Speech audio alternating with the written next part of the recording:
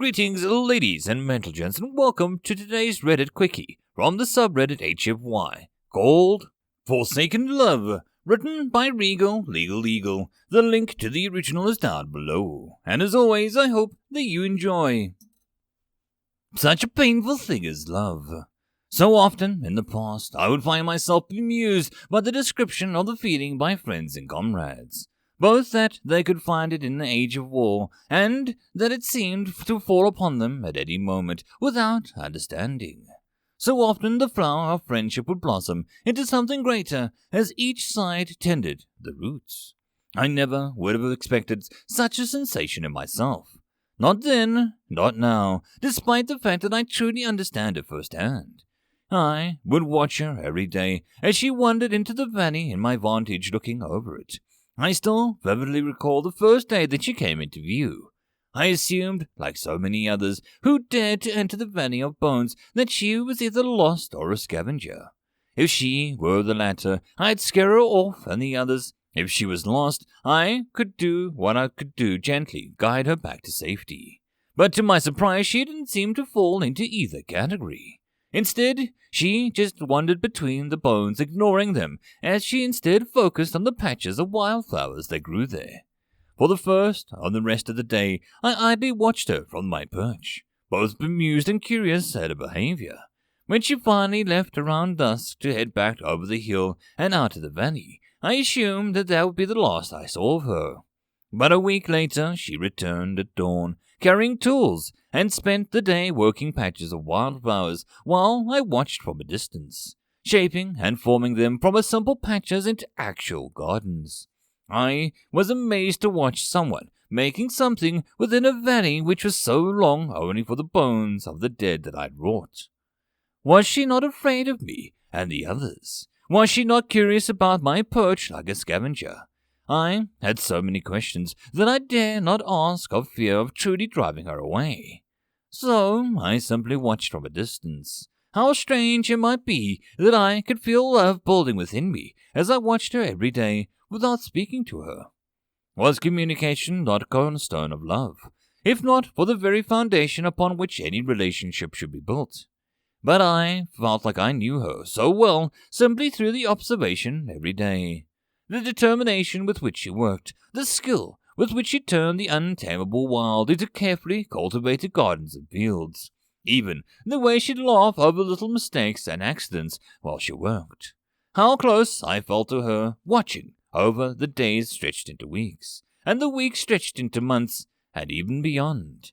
She had built a small house at the edge of the valley since she spent so much time here, tending to her gardens, and even had some sort of animal to pull a small wagon to and from the village in the distance. I was so curious about what they did in the distance, the homes built just at the edge of my vision from my perch. I had noticed they'd grown, but didn't know much else. Long ago, I had learned not to try and move closer, as they would always flee in terror upon my approach.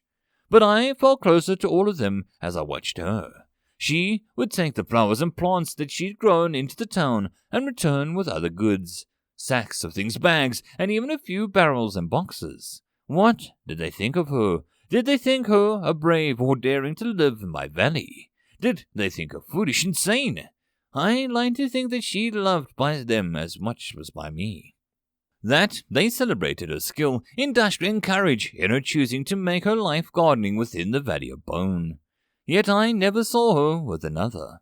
It was simply her animal, and me watching over them as the days crept by. Maybe it was some of the tiny companionship between her and I that made me feel so connected to her. But that desire to end my solitude gave me such pain. I had seen how they all behaved before, in the past, when I first woke up from my near death and tried to stand beside them, like I had so very often in the war. The terror and the fear in the faces was clear upon my very awakening. As I called to my brothers and sisters so that our song may once more fill the very skies, I was greeted with nothing but screams of the locals and not a single note of my kin who had returned with me. I was left alone, confused and isolated in my Valley of Bones. I had settled in to do what I could from a distance, driven by my purpose and yet shackled by it. So then did I risk all that to try and talk to her, to possibly connect with the one person who didn't seem to be afraid of me as the others. If I was wrong, I would drive her away, and once she was past the hill, she'd be out of my sight, possibly for good. But how long would I wait by and only watch as I felt the deep pain of loneliness creep further and further through me? How long would it be until the pain of watching her from afar outweighed the fear of driving her away by finally making myself known to her? To try and feel out of a response, I had tried to lure her deeper into the bones a few times, leaving out some of the most sought-after treasures from my valley for her to find. But she showed no interest in the items of the metals and glass. For her, it was all about her gardens. So then, one night I left her a small trinket, a necklace made of fine gold and a glass flower, unlike any she could find in the valley. She seemed hesitant and nervous at first, but accepted the gift after exploring the area that I left it in and finding no other people nearby that it could belong to. I watched her wear it from now in the distance each day.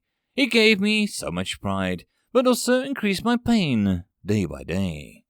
I felt nearly ready to make myself known to her. I wanted to wait until the second anniversary of her arrival. I was nervous like I'd never been before.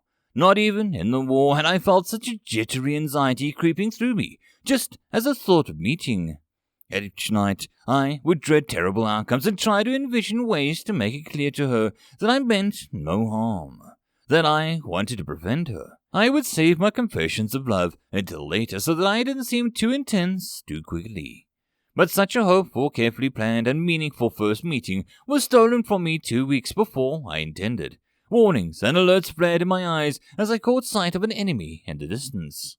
At first, I hoped that I was mistaken and that it was much smaller than first thought, so that I wouldn't need to respond by full force. After all, it had been so very long since I had last seen the real enemy. Instead, I had simply picked apart their wicked little progeny and parasites that got close. Yet, when I crested the mountains in the distance of my perch, which had been specifically chosen to watch the very pass it emerged from, I knew that I wasn't so lucky. It was 120 meters tall, at least, but without any armor or gear grafted to its bulk that meant that it had to be feral. Some small comfort then. I knew that in this world would mean, however, and I set aside my fears of terrifying my love. I looked out at her in the fields as I began to power up. As my generators began to spin up and the solar panels gleamed, the light that I knew for the few minutes, and I took a look of resplendent now as I did in the war. The glow of energy filling my core once more as my song of battle began to fill the air. She was surprised when I started to show signs of life. I could see it on her face as I couldn't help but leave in the zoomed image of her face up on my primary screen, while leaving the distant enemy in my periphery only. A feral wouldn't have any idea I was here. Not from 15 kilometers away. It was feral and following instincts only. As I began to rumble and rise up to my full height, as my arms extended to secure themselves against the ground for firing stability, I had to send out my repair bots to quickly mend the small issues I encountered. It had been far too long since I stretched out, but I hadn't dared to do it since my love had arrived in the valley. It was mesmerizing to watch her face as I rose up and readied myself, to see her light up with surprise and joy. I wasn't sure exactly. I wasn't fear, though. It was something else. I could feel myself growing happy and excited along with her. To think that she wasn't terrified of me like the others. But I had to focus instead on the enemy in the distance once I saw him roar. He might have heard my song, maybe. He was smarter than I thought. I needed to end him now. I quickly plotted a firing solution as I watched him, my 50-meter cannon adjusting slightly as I settled into a firing position, as my arms dug into the ground. It had been so very long since I fired my main gun. But I had made sure that the repair bots had cleaned every day in case something like this were to happen. It was strange to load up once more. I hadn't needed to fire my main gun since the last night of the war when we'd fallen asleep. But as long as it had been, it was still a familiar feeling as an elevator in my core lifting the 3 meters wide shell into place. This was where I finally had to speak to my love, to warn her. I stopped the song of my generators for a moment so that I could speak, my voice booming out into the valley across my external speakers. Alert! Alert! Firing commencing shortly. All human personnel apply hearing protection immediately. She looked confused as I spoke. Did she even understand me? Did she even know my words? Cover your ears and ease, I tried next. Firing commencing in 5. She still looked confused. 4. Finally, she seemed to get it. 3. Her hands went up to her ears and her mouth open. 2. I had to hope that she was doing was enough. 1. With that, I fired, sending a 10-ton round at the monster in my view at 1,500 meters a second. My entire body shook and recoiled as I fired off a round. Such a familiar sensation, and yet oddly foreign at the same time, since it had been so long. The shockwave from the blast hit my love before the round hit the monster. The entire valley shuddered with the force from the explosion of me firing, the plants and flowers waving as a wave passed them and sent her tumbling to the ground as I watched. In fact, all I could do in that moment was watch. Both her and my target in the long, terrible seconds that it took for my round to cross the distance and strike at my enemy. But my shot struck true, and the enemy was hit in the center of its chest. There was a flash of a high-yield warhead exploded, rupturing my enemy and turning much of its torso and head into chunks that went flying apart as its arms raised up into the sky for a moment in reflex before its remains of the body sagged and toppled over. Then I minimized my distant view and focused on the spot where the field where my love had fallen over. All I could do was watch with growing fear. When she rose up out of the plants, I felt an intense relief that made me want to sigh, if only I had lungs with which to do so. But then she was turning and running away from me. I felt a pang of guilt flooding through me as I watched her sprint back to her home, which I saw now had been cracked and partially broken from the shockwave. Her pack animal was kicking and braying at its enclosure, obviously terrified by the sound of force. I began to spin down my generators and set my repair bots to clean my barrel out once more, as it cooled enough for them to enter safely. Once my love had reached her house and I saw her enter briefly and then emerge with some of her possessions. Then she set about freeing the frightened animal, which she soothed after a moment.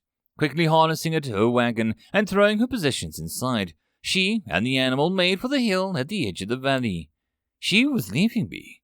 The pain of being alone flared up quickly within me. Well, I could do nothing but watch. What could I say to bring her back? How could I convince her what I had done was to protect her, to save her and the entire village? There was so much that I wanted to say, to call out to my love. But instead, I quietly watched as she set about getting down once more. I needed to prepare fire again, just in case the feral wasn't alone. The day turned to dusk, and the blood-red glow of the setting sun bathed my valley in a crimson light. Her house had cracked and partially collapsed an hour ago. I would see about sending some of my repair bots out to see if they could fix it. Or should I leave them by my side? I was filled with an uncertainty and anxiety. The dark night gave way to day, which gave way to night once more. I watched the hill for days. I kept telling myself that my love would return soon, that I could make things right. But it was possible that I couldn't, that I was destined to maintain my eternal vigil on the only watch the village I protected in the distance. Love was complicated and painful, especially for a war machine that had survived the apocalypse, only to be forsaken by the people who had created it. But it didn't matter, because I still loved them. Forsaken and alone, though maybe nothing would change my mind. I would stay here and I would defend them as I always did. So I settled in once more alone in my valley, my vision focused on the mountain pass before me.